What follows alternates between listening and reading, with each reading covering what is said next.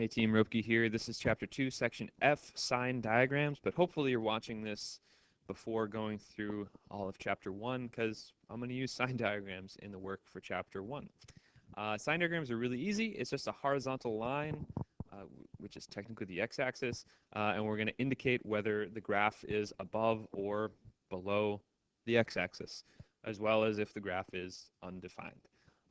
This is kind of a little picture, a little quick sketch to give us an idea of how a function is behaving. So here's some examples. On the left, we've got the parabola. The parabola is cutting the x-axis at -2 and at 1. It's clearly above the x-axis to the left of -2, so that's what this plus is doing. It's above the x-axis to the right of +1. That's what that's doing. It's below the x-axis in between the two. That's what that's doing. Here we have another parabola which has its vertex on the x-axis, so it's just touching the x-axis there. And that means that it's actually going to be negative to the left and to the right of it.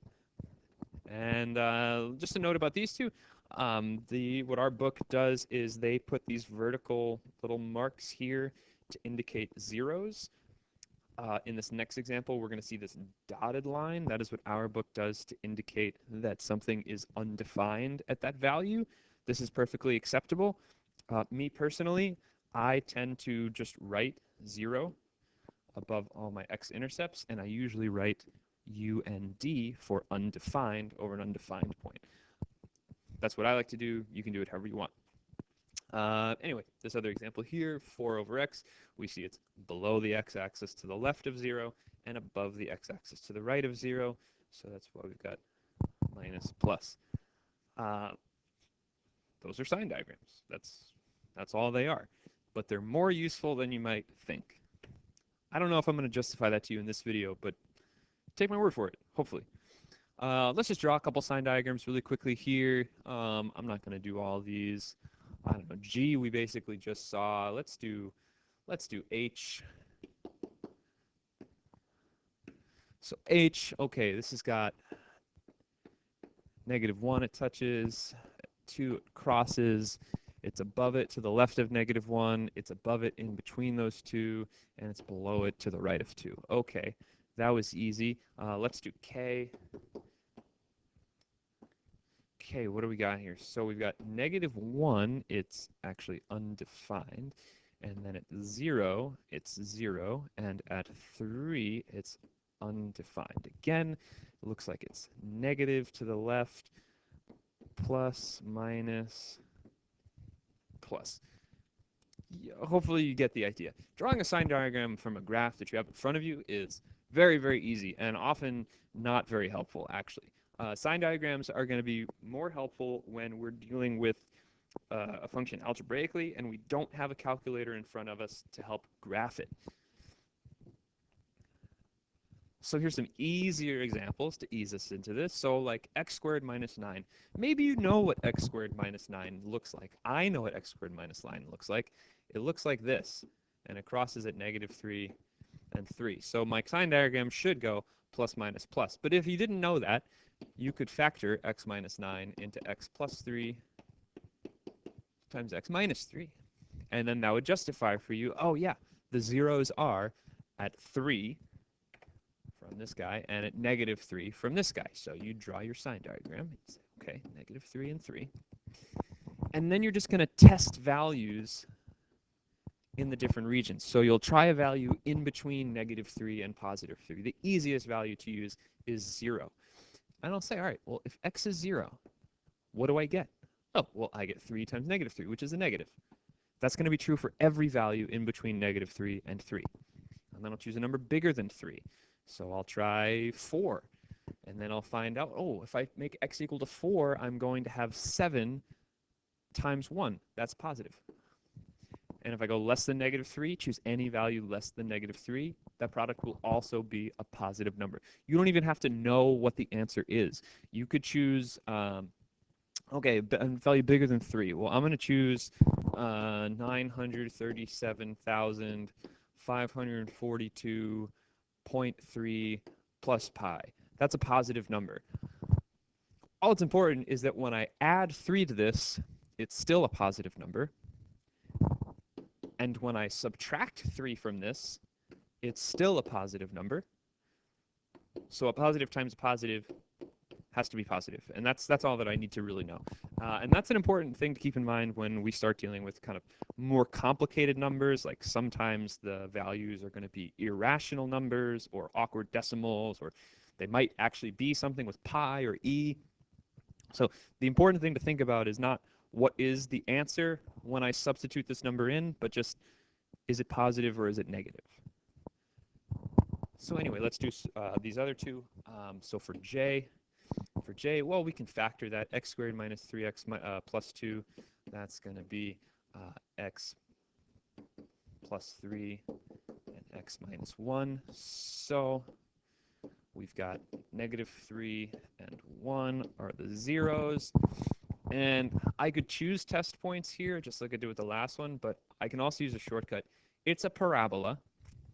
I know it crosses the x-axis in 2 places, and I know that it's positive x squared, so it has to be opening upwards. So the only option is for it to be plus minus plus. If you can keep track of, there's things about parabolas, some sign diagrams for parabolas, it should be very easy. Okay, so if I do this last one now, negative 6x squared minus 16x plus 6, that's kind of annoying. We're going to need to either factor it or something. If we factor it, we will get 2x plus 6 and negative 3x plus 1. I did that ahead of time.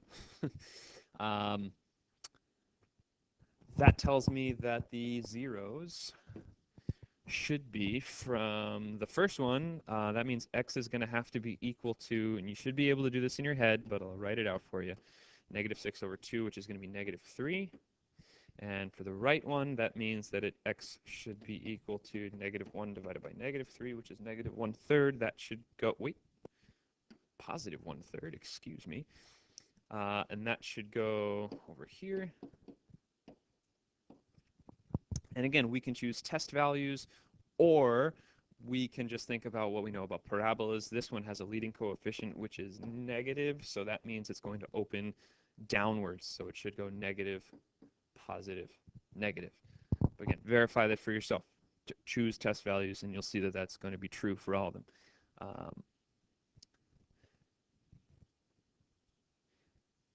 Now, is every parabola going to alternate like this? No. We saw an example on a previous slide where it went minus 0, minus. This one in the middle. It could also, if I had a parabola that looked like this, its sign diagram would be pretty lame. There'd be no numbers listed because it has no x-intercepts, and it's just positive all the time. So that could happen too.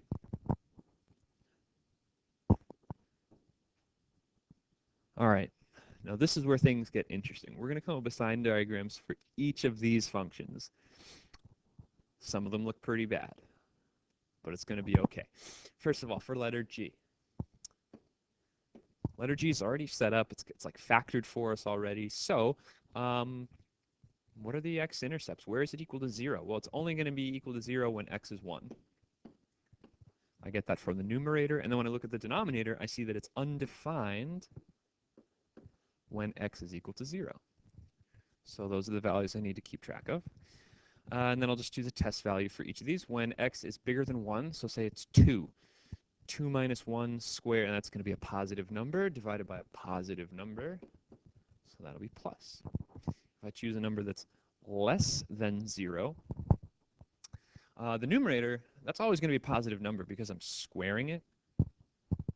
So that's going to be a positive number divided by, if I'm choosing something less than 0, divided by a negative number. So positive divided by negative will be negative. For in between, I'll choose something like 1/2, I guess. The top number is going to be positive, like I said, and the bottom number is going to be positive. So that's positive. Now you notice in there, like, I'm not wondering what is 1/2 minus 1 squared. I don't need to think about that because I just know it's going to be something squared, which makes it a positive number, and that's all that matters for my checking my sign of the quotient. So there's your sign diagram for letter G. For letter J, it's also factored for us pretty nicely. It's going to have a 0 when x is 0. It's going to have a 0 when x is 1. And it's going to be undefined when x is 2. Undefined 0, 0. And now I'm just going to check values in between each of those. When x is bigger than 2, so if it was, say, 3, this would be a positive times a positive divided by a negative. So that's going to be a negative out there. If it was something in between 0 and 1, so 1/2, that would be a positive times a negative, so my numerator is negative, divided by a positive. Negative divided by positive is going to be negative. I forgot to go in between 1 and 2, so let's do 1/2.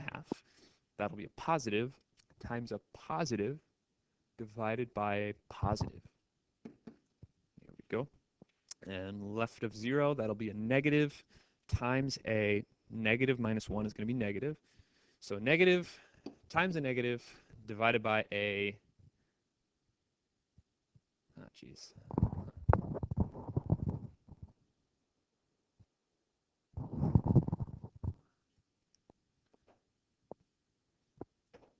So a negative times a negative divided by a positive, because we have 2 minus a negative number.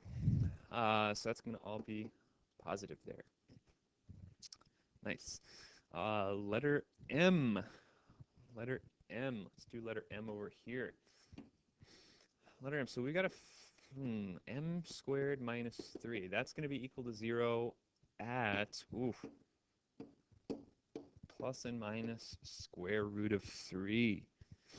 Yikes. Those are the places where that's going to be touching the x-axis. And then it's going to not exist at x equals negative 1. Does negative 1 go to the left or the right of negative 3? It's important. We need to choose correctly. It goes to the right of it. The square root of 3 is going to be 1 point something. And I don't need to know anything more than that. I just know that it's definitely 1 point something. Okay, so let's choose some test points here. Something bigger than the square root of 3 might be 3. If I choose x equal to 3, I get a positive on top and a positive on the bottom. So that's going to be plus. If I choose something in between negative 1 and the square root of 3, say 0, I will get a negative on top and a positive on the bottom. So that's negative. If I choose something, I'm going to skip this next section. Let's go all the way to the left. If I choose something less than negative square root of 3, so like negative 3, if I put negative 3 in here, I'm going to have a positive divided by a negative. And now I have to admit, guys, this one's a little tricky. There's no easy way to do this without a calculator because you shouldn't know what the square root of 3 is. Besides, the square root of 3 is somewhere bigger than 1, so the square root of the negative square root of 3 is less than negative 1. But you don't know exactly what it is. So testing a point in between those two is going to be a pain for you. Sorry, I probably shouldn't have chosen this one, but there it is. Let's move on. Letter P. Letter P has got a lot happening here. Okay, looking at the numerator, I can say it's going to be equal to 0 when x is equal to 3. I can say it's going to be undefined from the denominator when x is equal to negative 3. What's happening over here with x squared plus 2? Well, nothing. That's factor is kind of irrelevant. Those are the only values I need to care about. What's going to happen for each of these? If I choose something bigger than 3 might be 4. This will be a negative times something positive times something positive divided by a positive. So that's going to all be negative. If I choose something in between them, like 0, always choose 0 if you can. Oh my gosh. Then that's going to be a negative times a positive times a positive divided by a positive again. Okay, so that's going to be negative as well. And if I look to the left of negative 3, so like negative 4, that will be, a negative times a positive. Again, it's something squared, so I don't really care. This is going to be something squared plus 2, so that's going to be positive for sure. Divided by a negative, so that gives me a plus over here. So my sign diagram for this one goes plus, minus, minus. I want to take a moment just to point out a little shortcut. Some of you may have heard of something called duplicity before. Basically, it actually has to do with the discriminant. Think back. X minus 3 squared. You notice that this gave me the value x equals 3, and it's the same sign on both sides. And this factor was being squared. And if I look up at example G, x minus 1 was squared, and it's the same sign on both sides of it. Whereas in example J, x minus 1 was not squared. X was not squared. And for both of those, we have opposite signs on each side of the number. Same thing for letter M. Letter M, our factors were M plus, I just noticed I wrote M's here instead of X's. The problem has an X. Sorry about that. But regardless, both of these factors are not squared. And on either side of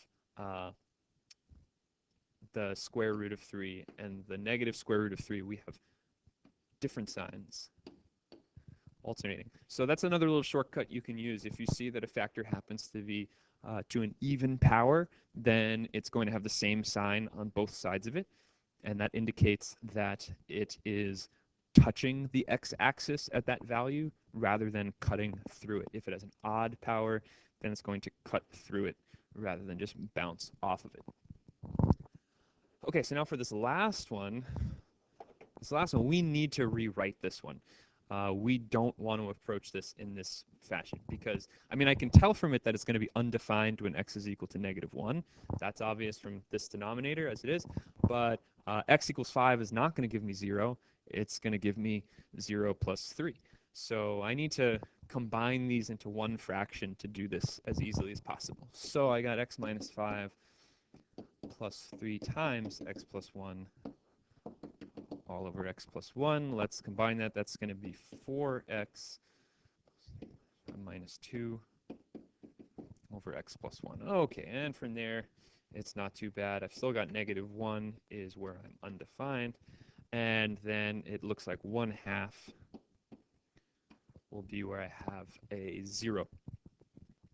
Again, choosing anything to the right, no, to the left of 1/2. That'll be easier. Choose x equals 0. I'm going to get a negative on top divided by a positive on the bottom.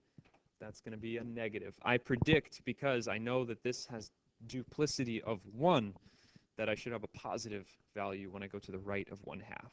I choose the value x equals 1, and I get a positive divided by positive. Yeah, that's a positive, right? And to the left of -1, no shortcuts here, just got to try something. Let's do -2. That's going to be a negative on top divided by a negative on the bottom. That's a positive. So those are sign diagrams. These are going to be very helpful for thinking about discriminant problems in Chapter 1. Super helpful when we start doing calculus later on in Chapter 17, 18.